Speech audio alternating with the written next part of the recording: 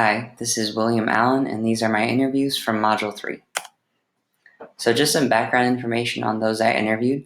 The special ed teacher is a K-2 life skills teacher. She's working towards her master's degree. She's one of my friends from college. She's a fellow BC alumnus, and she's currently had 1 year teaching at the school she's at. My principal that I interviewed was my former social studies teacher in high school. He went on to become an administrator after I graduated, and he is still a high school principal working with grades 9 through 12. He has 4 years experience as a principal. And the paraprofessional, she's a K-2 para with 3 years experience. She works in Colby, where I teach, but she's at the public school system. So I first asked them about child find procedures. The teacher, she said she wasn't directly involved with it. A lot of the disabilities that she's working with in her room are pretty severe, so they're diagnosed very early on, such as autism. But she did mention that they used kindergarten roundup and other screenings in their school.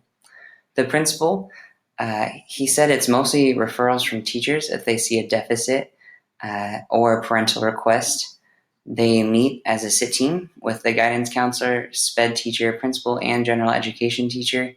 But the process is a little different in upper grades. They generally start with in-classroom support to see if they can get them to where they need to be with modifications and such. And then if that's not working, they kind of bump up the level of intervention that the child receives. And then the paraprofessional, she was not at all familiar with the processes that we use in Colby. The biggest challenges they faced, the teacher said that there's no blueprint for special education because she works with such a varied group of students with a lot of different needs. There's no one size fits all, and the strategies don't necessarily work across the board. She said it was also challenging to convince administration and other teachers that she needs more resources than what she has because there is such a broad spectrum that she's working with. The principal said that making sure the numbers are appropriate for his district is one of his biggest challenges, and that they're not over-identifying students for special education. So supporting them appropriately, but also legally. The paraprofessional said that dealing with parents not reinforcing what is done at school at home is one of her biggest struggles, so that the bulk of the weight of teaching that child is put on them at school, but not necessarily brought home, and it slows the growth of her students. Some of the most rewarding aspects of their jobs, the teacher says she has a huge appreciation for the little things. Because they progress more slowly than typical students would, she really has to celebrate the little things that they succeed in, and celebrate it with all parties involved, especially parents kind of sharing out to them what their child is finding success in. The principal said that seeing students exit special education was his biggest reward, knowing that what they put in place to help that child achieve is working and that they will be prepared for the future. And finally, the paraprofessional said that seeing students finally find success after investing so much time and effort into them was really rewarding, and also having the support of parents and administration behind her. Some advice for supervision of special education staff. The teacher said don't be afraid not to have an answer. She doesn't expect you to know everything, but she would really appreciate it if you help her find the answers when you don't know. And to communicate frequently, even if minimally, so she feels like she has your support. The principal said that both districts he worked at were co-ops, so that the staff hired isn't through the district, so he's not the direct supervisor. But he said it's a good idea to know what's going on in your school and to build relationships with those people like you would anyone else.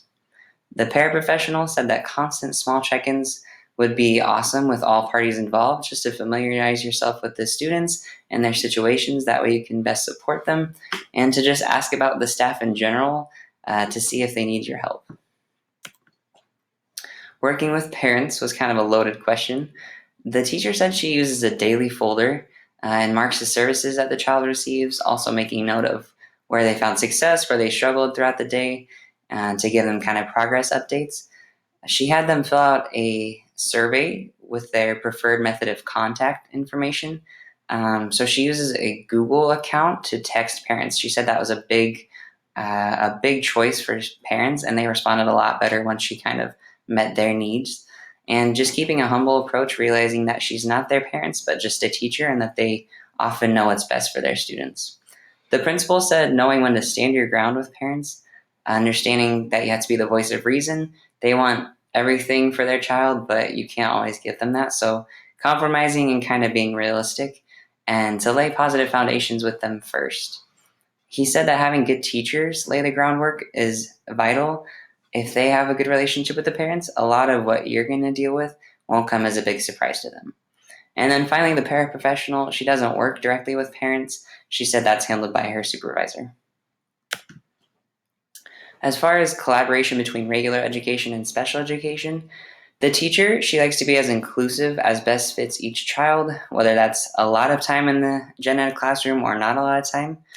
She said it's been really hard to coordinate with them this year because of their varying schedules. She doesn't really have a set plan time, so she mostly checks in with them via email and just asks if they need her support, if they need her to help with a lesson, or if they're doing well behaviorally, that kind of thing.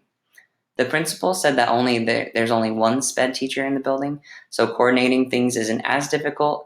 Her schedule is based off of the gen ed teachers' schedules, and then it's her job to designate the pairs to where they're supposed to be and such. Finally, the paraprofessional, she said that the regular education teachers communicate with her supervisor, and then it's kind of passed down to her. So she receives the tasks, but she said she does collaborate with them and update them on how she's pre-teaching things, or if they would like her to try something different, or if they could try something in the general education classroom to help them out. Some advice they gave for first-year administrators for special education. The teacher said to stay as current as possible on the law and surroundings of special education, and to again just help her find the answers to what they don't know. The principal again stressed building relationship with those people and to not make drastic changes at first, just in general, to really get to know them first before you try to go in and change everything that they're used to take a humble but firm approach on where you stand and kind of have a give and take relationship with them. And the paraprofessional just said, that's a great question, I don't really know. As far as the role of a special education teacher and principal, the teacher said that it looks different based off of the type of special education you're talking about, but that it's always the biggest, but it's always their job to be the biggest advocates for that child and to really work together as a team. The principal said to touch base with them and to have an open line of communication just so that everything runs smoothly and you're on the same page. And the paraprofessional said to work as a team and be willing to support and step in. So again, get to know them and be willing to help them out when needed.